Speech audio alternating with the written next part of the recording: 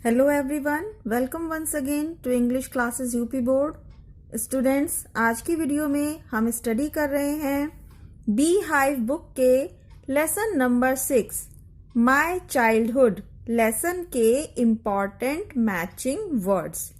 ये matching words just like word meaning भी हैं। लेसन में ये शब्द दिए गए हैं और इनका मीनिंग इनके सामने यहाँ लिखा गया है। इस वीडियो में हम इन कठिन शब्दों को इनके दूसरे मीनिंग के साथ स्टडी कर रहे हैं और यही चीज मैचिंग वर्ड के रूप में एग्जाम में भी आती है। सबसे पहला शब्द है रेस्ट वाइल। यहाँ ई अक्षर साइलेंट है और हम इसे बोलेंगे रेस्ट वाइल। रेस्ट वाइल का इंग्लिश मीनिंग है फॉर्मर। फॉर्मर मीन्स पूर्व। Second word is innate. Innate का मीनिंग है इनबॉर्न।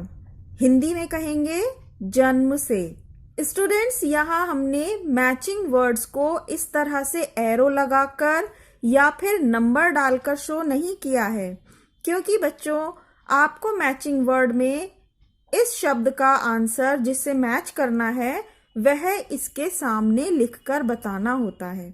तो यहाँ ऑलरेडी मैंने इस शब्द का मैचिंग वर्ड इसके सामने इसका आंसर लिख दिया है। Number 3 word is austere. Austere means simple and strict. बहुत ही सिंपल लेकिन स्ट्रिक्ट, जो कठोर भी हो, अनुशासन का पालन करे, उसे कहा जाता है ऑस्टर। इन शब्दों से आपकी इंग्लिश भी इम्प्रूव होती है, क्योंकि इन शब्दों के मीनिंग को जब आप आसान शब्दों में और हिंदी के साथ समझते हैं तो इंग्लिश पढ़ना और लिखना आसान हो जाता है। नेक्स्ट नंबर 4 वर्ड है broke out. Broke out, spread, started. शुरू होना या किसी चीज के फैलने को कहा जाता है broke out. Number 5 word is princely sum, generous amount.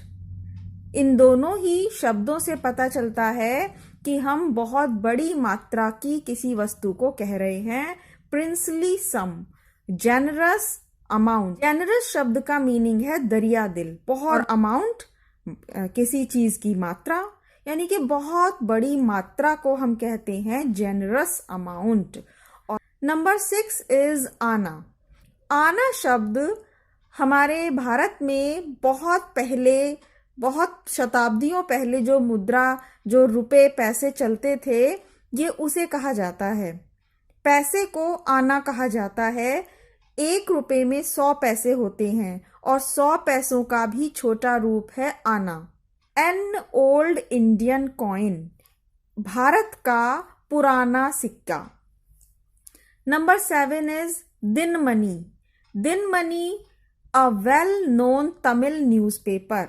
यह तमिल का एक बहुत प्रसिद्ध न्यूज़पेपर हुआ करता था जिसका नाम है दिन money. Number 8 word is self discipline, self control. आत्म अनुशासन, अपने ऊपर कंट्रोल करना। उसी चीज से ही तो हमारा अनुशासन बनता है। जब हम अपने ऊपर कंट्रोल करते हैं, इसका मतलब हम अपने आप में अनुशासित हैं, अनुशासन में हैं, डिसिप्लिन में हैं। Self discipline, self control. Next is number 9 upbringing. Upbringing means bringing up, लालन पालन करना। जैसे छोटे बच्चे को पाल पोस कर बड़ा करते हैं, उसी शब्द को इंग्लिश में कहा गया है अपब्रिंगिंग। लालन पालन करना, पालन पोषण करना, bringing up. Number 10 is ceremony.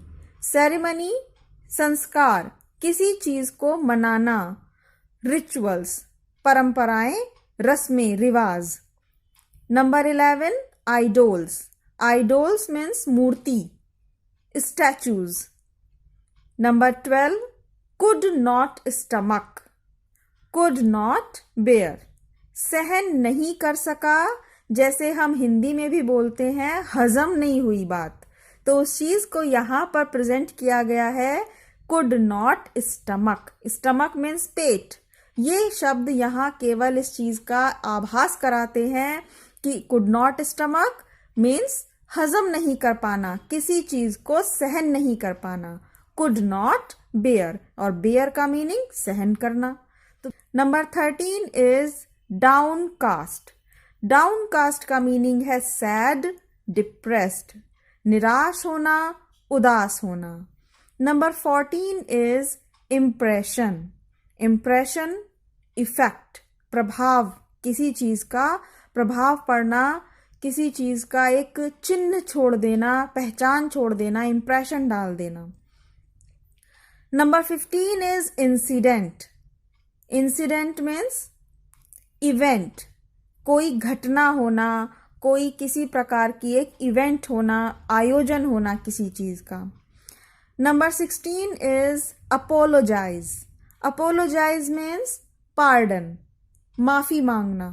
Apologise sorry बोलना, पार्डन माफी मांगना, ये दोनों शब्द इसी चीज को बताते हैं कि आप किसी चीज पर शर्मिंदा हैं, माफी मांगते हैं। Number 17 conviction. Conviction means believe, विश्वास करना।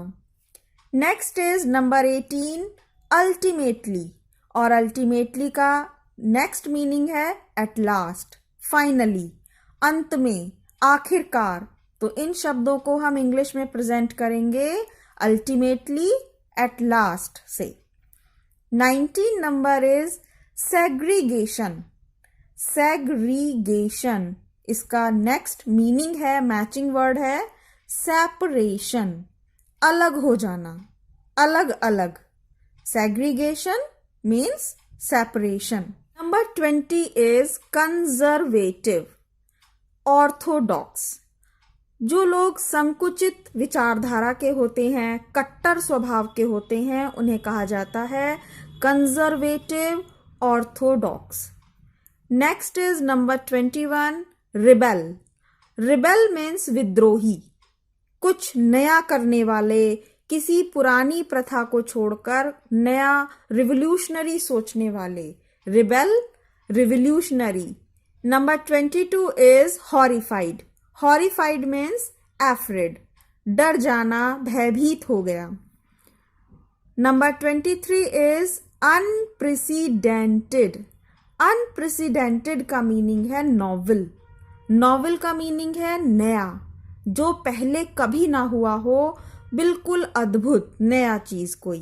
Unprecedented novel. Next is number 24 longing. Longing का मीनिंग है बहुत इच्छा होना किसी चीज के लिए, कीन डिजायर, उत्सुकता होना। वीडियो में ये शब्द हमने पहले भी पढ़ा है, ब्रोक आउट, जिसका मीनिंग था स्प्रेड, स्टार्टेड। और यहाँ हम इसका एक और अर्थ यहाँ पढ़ सकते हैं, बिगैन सडनली, अचानक शुरू हो जाना किसी चीज का, इन अ वॉयलेंट वे, बहुत ही विद्रोही ढंग से। अचानक से कोई चीज शुरू हो जाना, फैलने लगना, तो इसे कहा जाता है broke out. Number 26 is in accordance with. Accordance का मीनिंग है अनुसार, according to a particular rule, किसी विशेष नियम के अनुसार होना कोई कार्य। In accordance with.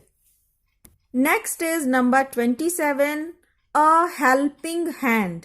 Helping hand, कोई मदद करने वाला हाथ, और इसको हम कहेंगे असिस्टेंस, सहायक। सहायक क्या करता है? एक हेल्पिंग हैंड ही तो होता है जो सहायता करता है, किसी कार्य में हमारी मदद करता है। Number 28 is generosity of spirit, आत्मा की दरियादिली। यहाँ पर ये शब्द एक बार फिर रिपीट हुआ है, जेनरोसिटी मीन्स दरियादिली होना, और यहाँ दरियादिली है हमारी स्पिरिट, आत्मा की। एन एटीट्यूड ऑफ काइंडनेस, और आत्मा की दरियादिली का मीनिंग है काइंडनेस होना, दया होना, दया का हमारे मन में एटीट्यूड होना। नंबर 29 है फिगर्स ऑफ अथॉरिटी। अथॉरिटी अधिकार, अधिकार वाला कोई व्यक्ति, फिगर आकृति, एक ऐसा व्यक्ति जिसके पास अधिकार हो। Persons with powers to make decision, ऐसे व्यक्ति जिनके पास ताकत होती है डिसीजन लेने की। डिसीजन लेने का काम कौन करते हैं? बड़े लोग, अधिकारी लोग।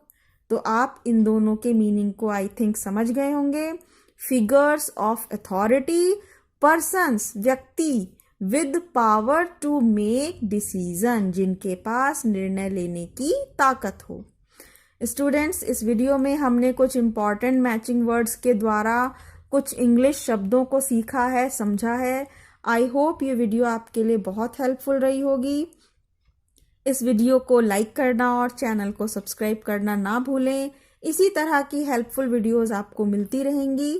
Thank you very much.